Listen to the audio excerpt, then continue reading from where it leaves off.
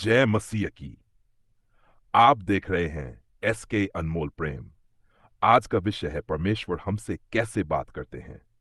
इस वीडियो को अंत तक जरूर देखें, क्योंकि अंत में हम एक विशेष प्रार्थना करेंगे जिससे आप परमेश्वर की आवाज को अपने जीवन में अनुभव कर पाएंगे।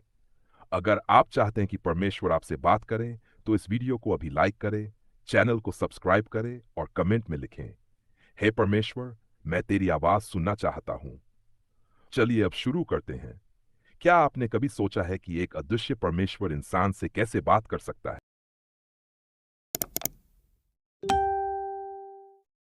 क्या आपने कभी सोचा है कि एक अदृश्य परमेश्वर इंसान से कैसे बात कर सकता है? या ये केवल भविष्यवक्ता या मसीही अगुवों के लिए होता है?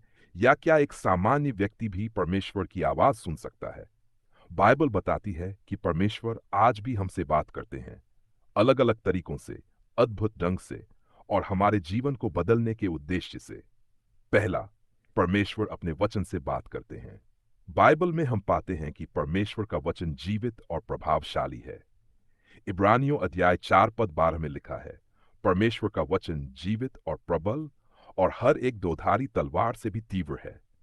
जब हम पवित्र शास्त्र पढ़ते हैं तो वह केवल अक्षर नहीं होते, वे आत्मा से भरे वचन होते हैं जो हमारे मन, आत्मा और आत्मिक स्थिति से सीधे बात करते हैं।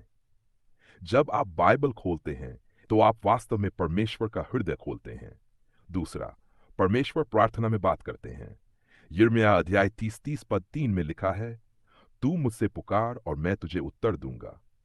जब हम प्रार्थना करते हैं तो केवल हम बोलते नहीं, बल्कि परमेश्वर उत्तर भी देते हैं। यह उत्तर कई बार हमारे मन में आने वाले विचारों, शांति या किसी खास वचन के द्वारा आता है।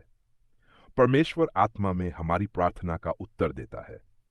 तीसरा, परमेश्वर सपनों और दर्शन के द्वारा बात करते हैं। बाइबल में योएल अध्याय 2 पद 28 में लिखा है, तुम्हारे जवान दर्शन देखेंगे और तुम्हारे बूढ़े लोग स्वप्न देखेंगे। पुराने और नए नियम दोनों में हम देखते हैं कि परमेश्वर ने लोगों से स्वप्नों और दर्शन के माध्यम से बात की, जैसे यूसुफ, दानिएल और प्रेरित पौलुस। आज भी परमेश्वर अपने चुने हुओं से इस माध्यम से संवाद करते हैं। चौथा, परमेश्वर आत्मिक अगुवों के द्वारा बात करते हैं। परमेश्वर ने कुछ लोगों को अपने जुन के मार्गदर्शन के लिए नियुक्त किया है। इफिसियों अध्याय 4 पद 11 में लिखा है कि परमेश्वर ने कुछ को प्रेरित, भविष्यवक्ता, सुसमाचार प्रचारक, पास्टर और शिक्षक बनाया। जब एक आत्मिक अगुवा परमेश्वर के वचन को सच्चाई से बांधता है, तब परमेश्वर हमसे बोलता है। पांचवां, परमेश्वर हमारे अंदर की आत्मा से बात करते हैं। रोमियो अध्याय 8 पद 14 में लिखा है, जितने लोग परमेश्वर की आत्मा के चलाए चलते हैं वे ही परमेश्वर के पुत्र हैं। जब हम आत्मा में चलते हैं, परमेश्वर हमारे अंदर के भाव, सोच और अंतरात्मा के द्वारा हमसे संवाद करते हैं। ये एक भीतरी प्रमाण होता है, एक शांति, एक चेतावनी, एक सहमति जो हमें बताती है कि यह परमेश्वर की ओर से है। छठवां, परमेश्वर परिस्थितियों के द्वारा बात करते हैं।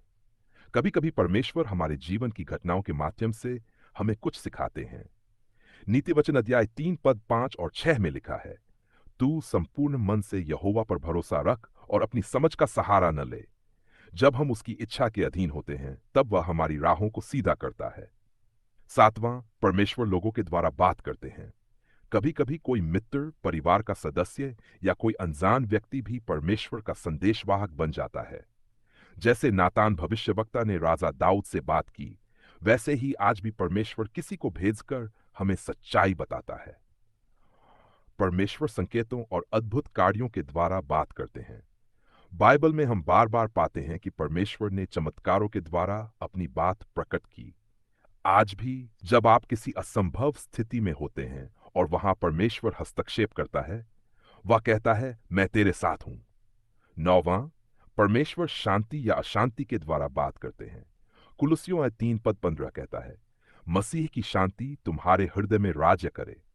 जब किसी कार्य के लिए परमेश्वर की मंजूरी होती है तो शांति मिलती है। जब कुछ गलत होता है तो अशांति का अनुभव होता है। यह भी परमेश्वर का तरीका है। 10वां, परमेश्वर कभी कभी अपनी सीधी आवाज से बात करते हैं। हालांकि यह बहुत दुर्लभ है, लेकिन बाइबल में यह हुआ है। उदाहरण के लिए, जब परमेश्वर ने मूसा से जारी के माध्यम से बात की, या जब यीशु ने शाऊल से दमिश्क की राह में बात की। परमेश्वर सर्वशक्तिमान है, वह किसी भी रूप से बात कर सकता है। अब सवाल यह है, क्या आप तैयार हैं परमेश्वर की आवाज सुनने के लिए? क्या आपने अपने हृदय को शांत किया है? क्या आपने पवित्र आत्मा को आमंत्रित किया है? याद रखिए, परमेश्वर का पहला तरीका है वचन, दूसरा है प्रार्थना और तीसरा है आत्मिक संबंध।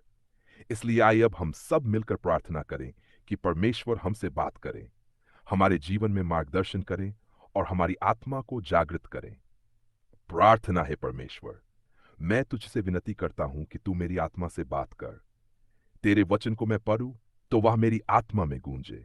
जब मैं प्रार्थना करूं तो तू मेरी आत्मा में उत्तर दे, मेरे स्वप्नों में, मेरी परिस्थितियों में, मेरे विचारों में। हे प्रभु, तू अपना मार्गदर्शन प्रकट कर।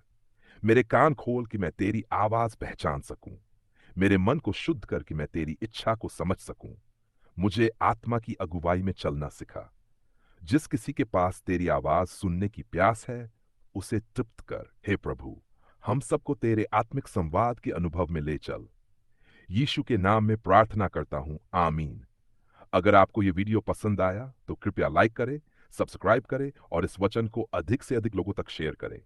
कमेंट में लिखें, हे परमेश्वर मुझसे भी बात कर। हम फिर मिलेंगे अगले आत्मिक विषय के साथ। जय मसीह की।